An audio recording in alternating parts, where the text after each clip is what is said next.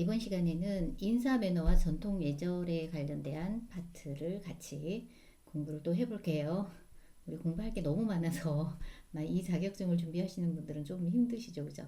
내용이 너무 방대한 내용입니다. 그래서 한번 차근차근 우리 같이 공부해 보기로 하고, 일단 인사 매너에서 인사는 뭐죠? 우리 일상생활에서 기본적으로 해야 하는 행동이죠, 그죠? 그래서 가장 기본이 되는 행동이다라고 합니다. 그래서 교재 22페이지 참고해 주시면 될 것 같고요. 자, 인사는 사람 인자에 일사자를 써서 사람에게 해야 되는 일, 첫 만남에서 우리가 인사를 하죠, 그죠? 첫 만남에서. 그래서 인사의 의의는 의의에 관한 게 시험 문제 나왔어요. 인사에 대한 설명 중 틀린 것은 맞는 것은 참 이게 도덕 문제 같기도 한데 우리가 알고 있는 예절이랑 기본적인 이론적인 예절이랑 가끔 다를 때가 있죠. 그래서 우리가 정확하게 숙지를 해놔야 풀 수 있는 문제가 되겠습니다. 자, 인사는 많은 예절 가운데서도 어때요? 가장 기본이 되는 것이다. 가장 기본이죠, 그죠? 그 다음에 상대방에게 마음속에서 우러나는 존경심과 반가움을 나타내는 형식의 하나이다. 인사에 대한 어떤 설명인데, 자, 색깔이 있는 것만 제가 읽어드리겠습니다. 나머지는 책으로 공부를 좀 해주시고요. 그 다음에 인사는 인간관계의 시작 신호라고 보는 거예요. 그래서 처음 만난 사람들 사이에 새로운 인간관계가 시작되는 신호다. 인사를 함으로 해서 이제 자아 개방이죠. 신뢰할 수 있어 라는 이 의미를 가지는 겁니다. 상대방에 대한 친절과 존경심의 표현을 우리가 인사로 나타내는 거죠. 그래서 또 하나는 스스로를 높이는 기준이 되기도 한다. 그래서 여기 낯선 환경에서 인사를 잘 함으로써 상대방에게 호감과 신뢰감을 형성할 수 있다라고 보는 거고요. 인사는 상대방을 위한 것이라기보다는 뭐예요? 궁극적으로는 나를 위한 것이다. 그래서 인사 잘하는 사람이 사회생활에서 성공할 수 있다. 이렇게 보는 거예요. 그래서 어떤 잡코리아에서 설문조사를 했는데 가장 인기 있는 부하 직원 또는 직원이 누구인가? 라는 1위가 인사 잘하는 1위가 인사를 잘하는 직원이다라고 뽑았어요. 일을 잘하는 사람보다 인사 잘하는 사람이 훨씬 더 낫다라는 얘기죠, 그죠? 그래서 우리 일상생활이든 어디에서든 인사는 어떻게 해야 될까요? 보는 즉시 하는 게 맞겠죠, 그죠? 언제 해야 되나? 라는 생각을 한가 동시에 우리가 인사의 시기를 놓치는 경우가 굉장히 많아요. 그래서 어떤 조사에서 인사를 못하는 경우 또는 하지 않았을 경우 왜 그럴까라는 원인을 찾아봤을 때 시기를 놓쳤을 때 이때가 가장 많은 비중을 차지하더라라고 보는 거예요. 그래서 일반적으로 인사는 상대방과 30보 이내에서 대상과 방향이 다를 때 30보 이내에서 인사를 한다. 그 다음에 가장 좋은 시기는 6보 이내다.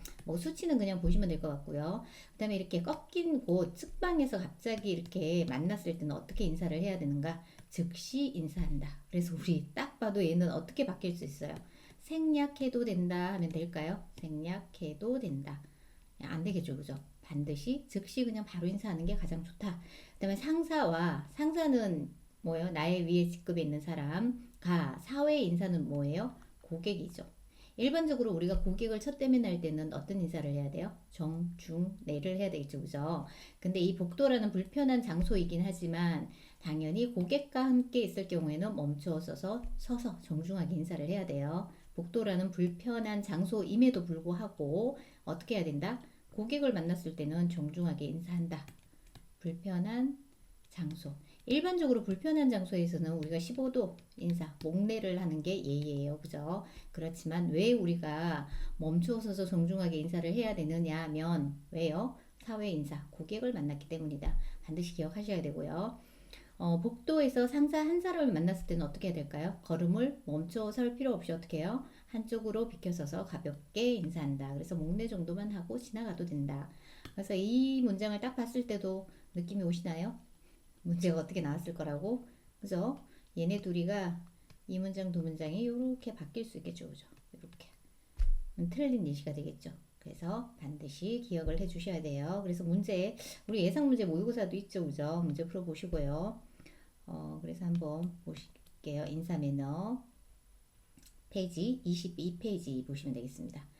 인사의 중요성과 의의는 한번 읽어보시면 될 것 같고요. 문제를 보시면은 인사의 의미와 중요성에 대한 내용으로 올바르지 않는 걸 찾는 거죠. 그죠? 올바르지 않는 거. 자, 올바르지 않는 거. 그래서 5번 한번 볼게요. 이미 했는 거니까. 인사는 자신을 낮추고 상대방을 높이기 위한 기준이 된다. 아까 전에 인사는 뭐라 했죠? 상대방을 위한 것이라기보다는 궁극적으로 누구를 나 자신을 위한 것이다 라고 해서 5번이 틀린 지문이 되겠습니다. 인사 시기에 대해서는 여기서는 총 한 문제, 두 문제, 세 문제가 나왔겠죠, 그죠? 똑같은 포인트에서 세 문제가 나왔다는 얘기예요. 그래서 한 문제만 풀어봐도 다 풀 수 있어야 됩니다. 그래서 3번을 보시면은 상사를 외부 인사와 함께 어디에서 복도에서 만났어요. 그러면 이 외부 인사는 아까 전에 뭐라 그랬어요? 고객이라고 했잖아요. 고객을 만났을 때는 어떻게 해야 돼요? 멈추어 서지 않고 간단히 하면 되는 게 아니라 어떻게? 정중네. 멈추어 서서 정중하게 인사를 한다. 이렇게 돼 있죠. 그래서 교재 보시면 여러분들이 공부하기 편하게 이렇게 다 색깔을 칠해놨어요. 틀어진 부분을 잘 보시면 혼자서도 공부가 다 가능하겠죠, 그죠? 그래서 혼자 보셔도 무리 없이 공부가 되게끔 교재 구성을 해놨기 때문에 교재로 공부를 하시면 됩니다.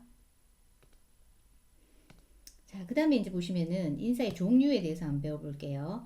일반적으로 인사의 종류는 목내 15도, 그죠? 그 다음에 30도, 30도, 그 다음에 45도.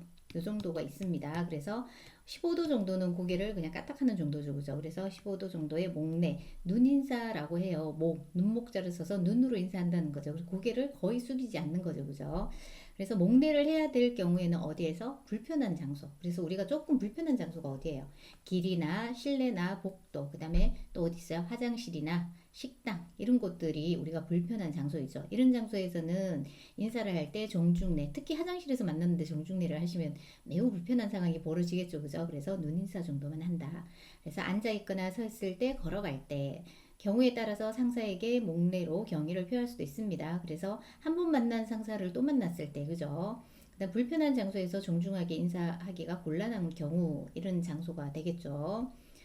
자, 그래서 우리 15도 목례를 해야 될 상황에 해당하는 것은 해당하지 않는 것은 당연히 시험 문제 잘 나오겠죠. 그죠? 그래서 계단이나 엘리베이터 불편하죠. 구내식당, 화장실, 전화통화 중에 직장 내 동료 사이 한 번 만난 사람을 또 만났을 때 우리가 처음 만났을 때는 어떻게 해야 돼요? 보통례를 하죠. 그죠? 그런데 또 만났어요. 그러면 또 만날 때마다 우리가 인사를 정중하게 할 수는 없잖아요. 그럴 때는 목례 정도만 한다. 접견실을 방문한 손님에게 차를 대접할 때 처음 만났을 때 종중례를 했고 차를 대접할 때는 또 본 거죠. 그죠? 그래서 이럴 때는 목례를 한다. 이렇게 보시면 되고요. 보통례 같은 경우는 일상생활에서 가장 많이 하는 인사로 뭐예요? 윗사람이나 손님에게 하는 경우가 많다. 그래서 일반적으로 손님은 가능하면 정중례를 하셔야 됩니다. 그죠? 그래서 윗사람에게나 손님에게 한다. 그래서 이 문장은 조금 고쳐야 될 것 같은데 손님을 빼야 됩니다. 손님을 빼고 손님이 고객이잖아요. 고객한테는 정중내고요. 자, 여기서는 동료라고 하겠습니다. 직장 생활의 직원 간, 그죠? 직장 동료 간.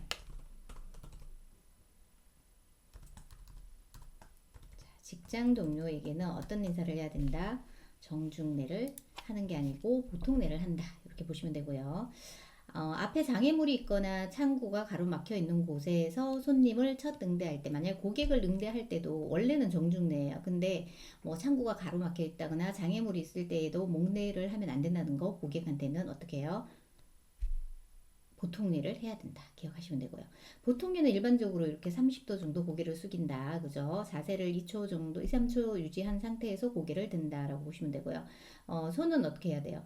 남자 같은 경우는 차렷 자세로 하시면 되고요. 여성 같은 경우는 두 손을 모아서 공수 자세를 하시면 되겠습니다. 일반적으로는 2에서 5m 가량 앞에서 해야 된다. 너무 바짝 다가가면 좀 불편한 상황이 벌어지겠죠. 그죠? 적당한 거리 유지가 필요하고요. 근데 이 거리를 정확하게 맞추기는 좀 힘들다. 그죠? 숙인 상체는 상대방이 답례를 한 높 정도 간격을 두고 천천히 일으킴. 그래서 인사를 할 때도 인사를 하고 바로 이렇게 듣는 것보다는 인사를 하고 이렇게 보세요. 인사를 하고 천천히 듣는 게 더 우아해 보이죠. 그죠? 그래서 인사를 할 때도 너무 급하게 일으키지 말고 상체를 천천히 일으키는 게 좋다라는 거고요. 반드시 인사말과 같이 한다. 안녕하세요 하듯 반갑습니다 하든 인사말을 한다. 그리고 30도 보통료를 해야 하는 상황은 일상생활에서 직원 간에 인사할 때 어른이나 선생님을 만났을 때도 한다. 이렇게 보시면 되고요. 자, 그 다음에 정중례 같은 경우는 이제 엄숙한 장소에서 가장 많이 사용한다. 그래서 의식행사, 상견례, 그죠? 아주 큰 어른을 만났을 때 그리고 손님과 첫 대면 날 때, 그리고 고객과 첫 대면 말고 두 번째 대면에서는 보통례를 하는 거고, 첫 대면에서는 어떻게 해야 된다? 정중례를 한다. 감사나 사과나 맞이나 배운 뜻의 인사를 할 때도 한다. 이렇게 보시면 되고요.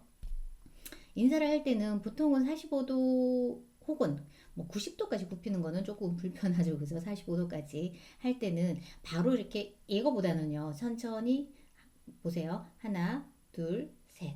그죠? 올라올 때도 넷 유지하시고 다섯, 여섯, 일곱 이렇게 인사를 하는 게 훨씬 더 우아해 보이고 뭐죠? 뭔가 엄숙해 보이죠. 그죠? 그래서 이런 거를 지켜서 인사하는 게 좋다라는 거고 서서 하는 인사법 중에 가장 정중한 의미를 가졌다는 거예요. 그리고 인사할 때 피해야 할 행동은 뭐예요? 가벼운 표정. 이 정중한 자리잖아요. 그 다음에 입을 벌리고 웃는 경우, 치아를 내보이는 경우. 그래서 이런 경우는 피해야 할 행동이고요. 정중례를 해야 할 상황은 고객을 맞이할 때, 사과할 때, 감사를 표할 때, 고객을 환영하고 배웅할 때, 면접을 볼 때, 뭐 시험 잘 나왔던 문제예요. 다 하셔야 돼요. 그래서 인사의 종류에 대한 문제를 한번 살펴볼게요. 첫 번째 문제 보시면은 자, 이렇게 연결하는 문제가 있어요. 보기에서 상황별 인사의 종류를 찾아 바르게 연결한 것은 그죠? 자, 단체 손님을 손님 배웅할 때 우리 어떤 거 해야 되죠? 업무상의 중요한 VIP를 배웅할 때 이럴 때는 자, 상견례 장소에서 혼주 간의 상견례라는 의식 행사죠. 그죠? 그러면 가나 다는 어떤 인사를 해야 돼요? 가나라 정중례를 해야 되겠죠. 그죠? 사무실로 출근하는 상사에게 인사할 때는 어떻게 해요? 보통내 하죠. 직원 간 인사. 그 다음에 전화통화 중에 바로 옆 직속 상사가 호출해요. 이게 고객이 아니죠. 그죠? 상사가 호출했기 때문에 불편한 장소예요. 그러면 어떻게 해야 돼요? 목례를 하면 된다. 그래서 이렇게 연결을 해 주시면 되겠습니다. 이렇게 연결하는 문제가 나오고요.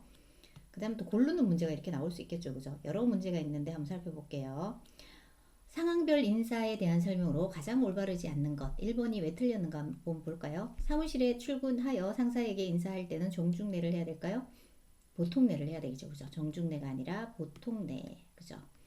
그래서 1번이 답이고요. 인사 종류와 관련해 정중례를 해야 할 경우에 가장 적절하지 않는 것이죠. 그죠? 그래서 3번은 왜 틀렸을까 볼까요? 화장실에서 불편한 장소죠. VIP를 만났는데 정중례를 하면 매우 불편한 상황이 발생할 수 있죠. 뭘 내야 돼요? 이때는 목례를 한다. 그죠? 그래서 3번을 체킹하시면 되고요. 상황과 인사가 바르게 연결된 것은 자, 가의 경우 통화 중에 보통노래를 해야 될까요? 아니면 목례를 해야 될까요? 앞에 단서가 없죠. 그죠? 그러면 고객이 아닐 경우에는 뭘 해야 돼요? 그냥 목례 하시면 돼요. VIP나 손님을 배웅할 때는 어떻게 해야 돼요? 목례를 해야 돼요? 정중례를 해야 돼요? 정중이죠. 그죠? 배웅하잖아요. 이거는 목례. 다를 보시면은 진심으로 정중하게 사과를 해야 되니까 뭘 해야 돼요? 정중례. 그죠? 한 번 만난 사람을 또 만나면 어떻게 해야 돼요? 처음에는 고객일 경우 정중례를 하고 그 다음에 어떻게 해요? 목례를 하시면 되죠. 그죠? 한 번 만난 사람을 또 만났을 때는 목례를 한다. 그 다음에 장애물이 막혀 있는 곳에서 자 고객이에요. 손님을 첫 대응할 때는 원래는 정중례를 해야 되지만 정중례 상황이 안 되죠. 그죠? 이럴 때는 뭘 해야 돼요? 보통례를 한다. 그래서 5번이 답이다. 이렇게 보시면 되겠습니다. 그래서 어려운 내용은 없으시죠. 그죠? 그 다음에 보시면은 인사 자세에서는 틀어지는 곳이 뭐예요? 손이에요. 손의 자세만 잘 보시면 돼요. 남성 같은 경우는 어때요? 남자는 차려 몸에 붙인다. 그죠? 여성은 공수 자세를 하는데 그 공수 자세에서 여성의 공수 자세가 평상시에 오른손이 올라가요? 왼손이 올라가요? 이게 생각하면 헷갈려요. 그죠? 평소에 잘 아는데. 그래서 평상시 여성은 오른손이 위로 올라가는 게 공수, 흉사시는 반대로 이렇게 올라가야 돼요. 그래서 이 손의 자세가 나오기 때문에 반드시 기억하기. 나머지는 표정은 어떻게? 인사, 미소. 그 다음에 눈은 아이 컨택. 우리가 인사하면서 가장 안 하는 게 뭐예요? 상대방의 아이 컨택이죠. 그죠? 턱. 그죠? 적당하게. 어깨는 자연스럽게. 등, 허리, 무릎은 위에서 당긴다는 느낌으로 곱게 바르게 서서 해라. 이런 의미예요. 손 방금 했고요. 발은 어떻게 해요? 뒤꿈치를 서로 붙이고 양발의 각도는 2, 30도. 남성 같은 경우는 뭐 차리엇 자세로 해도 돼요. 여성은 뒤꿈치를 붙여라는 얘기죠. 그죠? 이렇게 보시면 되겠습니다. 그리고 잘못된 인사가 시험 문제 초창기는 잘 나왔어요. 수학에서 나오겠죠. 그죠? 아이 컨택 안 하는 인사, 그죠? 그다음 망설임이 느껴지는 인사, 말로만 하는 거, 그다음에 분명하지 않는 형식적인 인사, 고개만 끄덕이는 거, 인사말을 하지 않는 인사, 표정이 없는 경우, 그다음에 과도하게 허리를 굽힌다. 그래서 TPO에 맞춰야 되겠죠, 그죠? 자세가 흐트러진 인사, 상황에 맞지 않는 인사. 그리고 계단에서 상급자에게 인사를 하거나 윗사람에게 계단에서 상급자에게 인사하는 게 좀 다칠 수도 있잖아요. 그죠? 목례 정도만. 윗사람에게 수고했습니다라고 하면 되나요? 안 되겠죠. 그죠? 먼저 퇴근하겠습니다. 이런 인사말로 쓰셔야 돼요. 그리고 전화 통화 중에는 목례를 해도 돼요? 안 돼요? 목례를 해도 된다. 이렇게 보시면 되겠습니다. 그래서 우리가 여기까지 문제를 한번 살펴볼게요. 여기까지 문제에서 이제 인사의 기본 자세가 바르지 않는 것은 찾는 거죠. 그래서 5번에 또 손이 나왔죠. 그죠? 손은 어떻게 돼야 된다고요? 여성은 왼손으로 오른손을 감싼다. 그러면 이거는 평사시예요? 흉사시예요? 흉사시에 하는 공수잖아요. 흉사시 공수 자세. 안 된다는 거예요. 그죠? 평사시는 오른손이 위로 올라간다. 반드시 기억하기. 그 다음에 이제 잘못된 인사에 대해서 5번에 보시면 통화 중에서 앉아서 하는 인사는 잘못된 인사가 아니죠. 그죠? 묵례를 한다. 이렇게 보시면 되겠습니다. 그래서 답은 5번이다. 그 다음 우리 이제 전통 예절, 우리나라 예절이죠. 그죠? 우리가 나름 동방 예의지국이잖아요. 그죠? 그래서 우리나라 예절을 살펴보시면 교재 26페이지 참고하시면 되고요. 의미는 이제 우리나라 인사는 공수 자세에서 공경을 의미하는 인사법이죠, 그죠? 그래서 존경의 의미를 담아서 인사를 하는 거. 그래서 조금 예를 갖춰서 하는 인사다라고 보시면 돼요. 윗사람을 공경하고 아랫사람을 공경하는 예로 행하여짐 이렇게 보시면 되고요. 그 다음에 종류는 인사 종류가 최근에 시험 문제 잘 나와요. 그래서 우리가 평소에 잘 쓰지 않기 때문에 헷갈릴 수 있습니다. 그래서 작은 절을 초래, 반절이라고 하고요. 그 다음에 보통 절을 행례, 평절, 그 다음 큰 절은 진례, 그 다음 매우 큰 절을 배례라고 하죠, 그죠? 그래서 문제가 요렇게 해서 요렇게 찾는 문제가 나와요. 작은 절을 우리가 반절이라고도 하죠, 그죠? 근데 다른 말로 초래, 처음에 하는 인사, 웃더러니 아랫사람의 절에 대한 답배시, 인사를 받아서 답배하는 경우를 초래라고 한다. 반드시 기억하고 시험 문제 나와요. 학렬이 같은 사람, 그 급이 같은 사람이죠. 학렬이 같다는 거는. 그다음 간직의 품계가 같은 경우에는 보통적으로 어떤 절을 평절 또는 행례를 한다. 그 다음에 큰 절은 진내죠, 그죠? 자기가 절을 해도 답배를 하지 않아도 되는 높은 어른에게나 의식 행사에서 하는 거예요. 그죠? 이걸 진내라고 한다. 시험 문제 나왔고요. 매우 큰 절은 이제 간혼상제, 수용, 고희 시 한다. 매우 큰 의식 행사죠, 그죠? 뭐 결혼식이고, 그 다음에 뭐 장례 이럴 때 쓰는 거죠, 그죠? 배례를 한다. 이렇게 기억을 하시면 되고요. 그 다음에 절의 종류는 절을 하는 방법이죠, 그죠? 남자의 작은 절, 평절, 큰 절, 여자의 작은 절, 큰 절, 작은 절, 평절, 큰 절 이렇게 나와요. 근데 각각 다 시험 문제 나왔어요, 이렇게. 그러니까 다 알아서 푸셔야 되죠, 그죠? 작은 절은 여기 보시면 간단하게 절을 하잖아요, 그죠? 머리와 엉덩이까지 등이 수평이 되게 엎드렸다가 일어난다, 그죠? 여성 같은 경우는 약식으로 하는 절을 평절의 약식이에요, 작은 절이. 답배의 대상이 나이가 많이 차이 나면 남녀 모두 앉은 채로 한 손 또는 양손을 바닥을 짚은 것으로 답배. 근데 바닥을 짚는 것으로 답배를 한다라고 하는 거고요. 그다음 남자의 큰 절은 보시면은 조금 더 이제 작은 절보다 정중하게 인사를 하죠, 그죠? 그래서 여기 보시면은 여기서부터 볼게요. 공수를 손을 어쨌든 하죠, 그죠? 공수한 손등을 댄다. 어디에다가? 이마에. 이마까지 손을 올렸다 내린다는 얘기예요. 남성은 이제 평상시가 왼손이 이렇게 올라가죠, 그죠? 그리고 이마에 손을 닿으며 머물러 있지 말고 떼어낸 다음 오른쪽 무릎 위에 무릎을 먼저 세운 후 공수 한 손을 세운 무릎 위에 얹는다. 그리고 난 다음에 무릎에 힘을 주며 일어난다. 다음 두 발을 가지런히 한다. 그죠? 여성 같은 경우는 공수 한 손을 풀어내린 다음, 그죠? 차렷 자세에서 왼쪽 무릎을 먼저 꿇고 오른쪽 무릎을 가지런히 꿇은 다음 엉덩이를 깊이 내려앉는다. 그리고 몸을 30도 정도, 우리가 앞에서도 보통 내가 뭐였어? 30도였죠, 그죠? 숙이면서 손끝을 무릎선과 나란히 바닥에 댄다. 잠시 머물렀다가 윗몸을 일으키며 두 손을 바닥에 떼고 이제 오른쪽 무릎을 먼저 세우고 일어난다. 그리고 일어나서는 공수를 하고 가볍게 목내, 눈인사 정도 한다. 이게 평절이고요. 큰 절은 보시면은 여기서부터 보시면은 몸을 깊이 숙여요. 그죠? 이 숙이는 게 나와요. 여기 보시면 공손함을 드러나도록 잠시 머물렀다가 머리를 들며 머리를 바닥에 붙인다는 거죠. 이 말을 공수한 손등 가까이에 댄다. 이때 엉덩이가 들리지 않도록 해야 된다. 이렇게 보시면 되겠습니다. 그래서 아주 깊숙한 인사를 한다라는 게 여기 보여요. 여성도 마찬가지. 45도쯤이라고 돼 있잖아요. 그죠? 그래서 이런 것들을 체킹하셔가지고 보시면 돼요. 근데 이 6개를 다 기억은 해야 돼요. 각각의 시험 문제가 한 번 이상씩은 다 출제가 되었어요. 그죠? 우리 모의고사에는 우리 여성의 큰절, 여자의 큰절이 나와 있죠. 그죠? 이렇게 보시면 되고요. 여기까지를 문제로 살펴보시면은 먼저 진례에 대해서 나왔네요. 진례는 언제 하는 거예요? 답배를 하지 않아도 되는 어른에게나 의식행사에서 한다. 이 문장이 그대로 들어가 있죠. 그대로 해서 진례 하시면 되고요. 그 다음에 우리 여기에서 보기에 이렇게 들어가요. 절의 종류를 찾는 거죠. 그죠? 그래서 여기서 보면 30도, 45도 적힌 거는 여성의 형절, 여성의 큰절 보시면 돼요. 그죠? 남성의 큰절에는 각도 표시가 없어요. 그죠? 그래서 우리가 각도가 들어갔나 안 들어갔나 뭐 이게 시험 공부하는 방법이죠. 그죠? 이렇게 찾아서 해 주시면 되고요.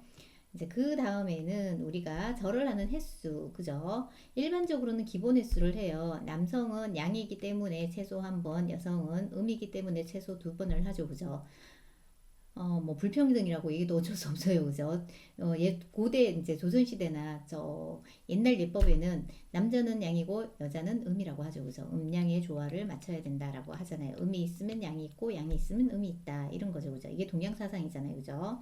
그래서 여성은 음이기 때문에 2번 한다, 2번 해야 된다라고 보는 거고요. 그다음 생사 구별에 따라서 우리가 산 사람한테는 기본 횟수만 인사를 하고 죽은 사람에게는 또는 의식 행사에는 기본 횟수에 배를 한다. 그럼 여성은 4번 하고요. 남성은 몇 번 해야 돼요? 2번 하게 된다. 이렇게 보는 거예요. 자, 절의 기본 자세는 한번 읽어보겠습니다. 그죠? 자, 그 다음에 공수의 의미가 나왔는데 시험 문제 엄청 잘 나와요. 교재 30페이지. 근데 앞에서 제가 설명은 들었습니다. 그래서 우리가 두 손을 앞으로 모아 잡는 걸 공수라고 합니다. 성별과 의식 행사의 성격에 맞는 공수예요. 남자와 여성의 손의 위치는 같다 다르다? 다르다. 여성은 평상시에 오른손, 남성은 왼손이 위로 간다. 흉사신은 여성은 왼손이 위로, 남성은 뭐예요? 오른손이 위로 간다. 해서 시험 문제가 있죠. 그죠? 무조건 푸셔야 돼요. 그죠? 평사시와 흉사시의 손의 위치가 여기 같나요? 다르다. 기억하시고요. 의식행사에 참석할 때나 어른을 뵐 때는 반드시 공수를 한다. 기억하시고요. 그다음 제의는 제사죠. 그죠? 제사는 흉사일까요? 흉사가 아닐까요? 우리 헷갈려요. 그죠? 절을 도대체 몇 번을 해야 되는가? 저희 집은 안동이어서 유교 문화를 잘 지키겠죠. 그죠? 근데 제사는 흉사가 아니에요. 그죠?